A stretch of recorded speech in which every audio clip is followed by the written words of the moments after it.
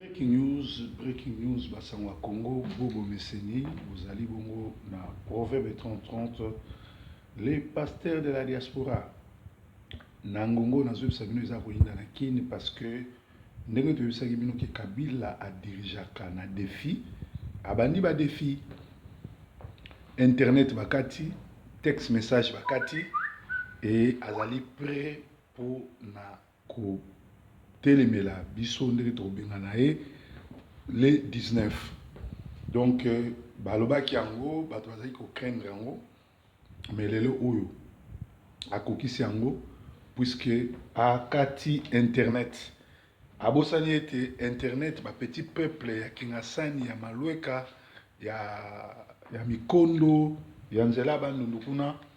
bazalaka na connecté te bango connexion na bango ezali nzala oyo bazolala pe bakanda oyo baza nango et puis diaspora esali musala munene bazali suffisamment informé na bacrime nyonso to ya Kabila a pillé Congo même mwana na ye ya 5 ans oyo bapesi kombo Laurent Désiré Kanambe azali na bakompagnie na poto na Afrique na wapi Vodacom ya Congo eza ya Jeannette donc mutu akati connexion eza Jeannette Kabila oyo azali lipasa ya Kabila te mais azali tata mwasi na ye coupure internet eza déjà kosalama c'est-à-dire bato dimanche bakobima kobenga na Kabila baa na ntina internet te pour petit peuple ya RDC azalaka nde na ntina communication te bongo sikoyo ndenge bakati courant ndenge bakati internet bakati connexion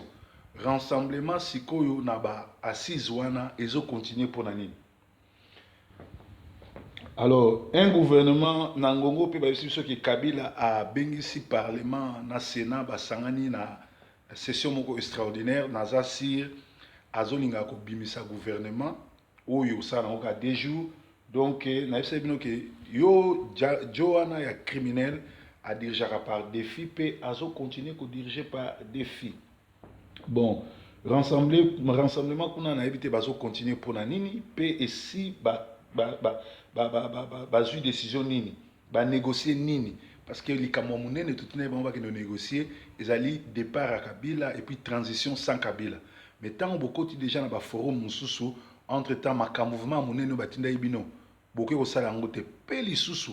bozo mona bien que mutu wana azo muscler azo kata ba internet ba soda bazo tia bango partout c'est-à-dire il faut vous alamayer les beaux comprendre que eloko moko malamu et zali kunate basangwa Congo na ndako na bino za masolo ya Sentinel TV na kati ya breaking news sango ya Congo bino songo boyeba ke Kabila azali un Rwandais criminel garde corps à Kagame oyo koko na ye akufa na munduki papa na ye babomai na munduki do ye moko pe liwa ezo pressé ye ayebi ki fois kufa donc gouvernement na ye oya kosala ya 2 jours na tinate mwando nsimba pe rassemblement na G7 va décider corps na ye ezonga Kinshasa le 22 décembre donc ekozala koyinda banda le 19 décembre ti le 25 décembre ekoyinda na Congo pour ekozala kita benda pour ekozala kuna nde bakobenga na Kabila pe bakongolais nyonso bakobima libanda ekozala ndenge wana donc bozali bongo na kati ya breaking news basangwa Congo na bamboka na bino esengeli tobengana barwandais na mboka na biso pe tosala mosala kitoko oyo tozosala na mboka Congo mpona malamu ya mboka. Breaking news RTNC chaîne officielle ya occupation na RDC ezoko démobiliser ba jeune na ba faux message ba futi pe ba kolo ba site internet ba publier ba faux message ba kosa bato ba lelisa bato eza mamingi ba faux message ba sombi ba jeune envoûté moyennant 5000 francs congolais pe ba émission mingi kuna ezolobela kimia ezolobela to respecter constitution te mais ezolobela kimia mais babosani pe po kimia ekota na mboka esengeli Kabila a step down na le 19 décembre c'est-à-dire yemoko a respecter constitution a tika bokonzi parce que aza congolais te pe azo défier peuple congolais lisusu tosengi na ba jeune baza na conscience pour ba boya kozwa machette ya PPRD basunga Congo to bengana bapaya na mboka na biso parce que Congo eza héritage na biso ezali mboka oyo nzambe apesi biso yango esengeli na biso tozala bomoko mpona kobengana mboka lisusu tolobi kimia ekokota te soki Kabila atika so président le 19 pour kimia ekota na Congo solution eza kaka moko Kabila il faut akende aner aza kobimisa ba faux accord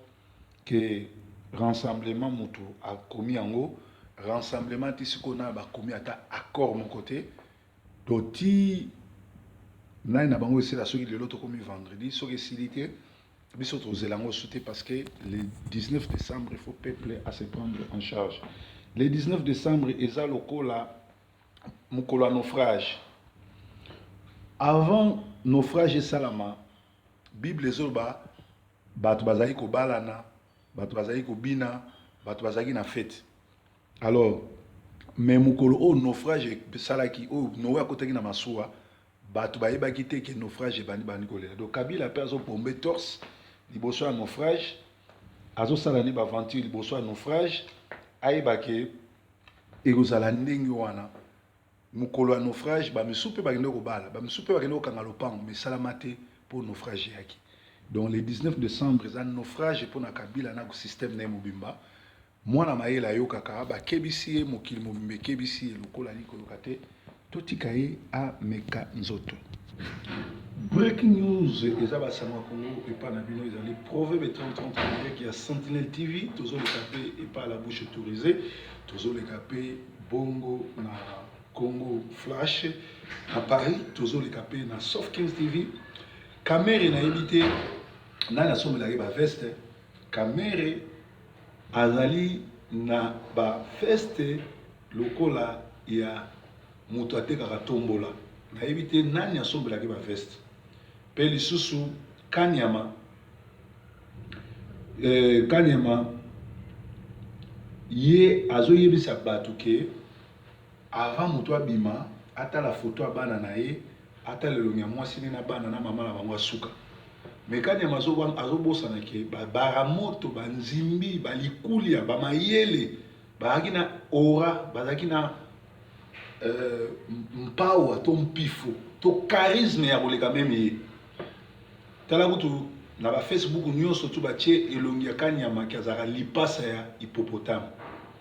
aza na charisme te mais au lieu de comprendre que soulèvement populaire eza mpe mpona bien na ye bima na bowumbu tala ndenge na liste oyo tout bafrise biloko bacommunauté européenne ekangikangi babien ata rwandais moko aza te bakangi bacolonel congolais bagénéraux congolais parce que barwandais bazosimbisa bino batushe batindikaka bino bokeye liboso bango batikali nsima mais bino mpe bozwaka mayele te alors breaking news Kanyama yo nde Kanyama tala photo ya mwasi no na bana no asuka parce que le 19 le 20 le 21 koketi le 25 décembre yo tokoluka na Kinshasa tambola nanu yo moko na masina to na kinasani yo moko samba garde corps total soko obima bien alors c'est l'homme qui a peur kobanga nde sali bango ngo bakati basinyo nyonso tu bakati internet mais population aza déjà bien informée population aza bien préparée ya kosilana na barwandais parce que article 64 ezotinda mwana mboka nyonso tu atelemela groupe ya baindividu oyo bakolinga bazwa pouvoir na makasi breaking news basango mosusu tokomi awa ezali que Kabila akoki eloko te asali 16 ans il y a échec total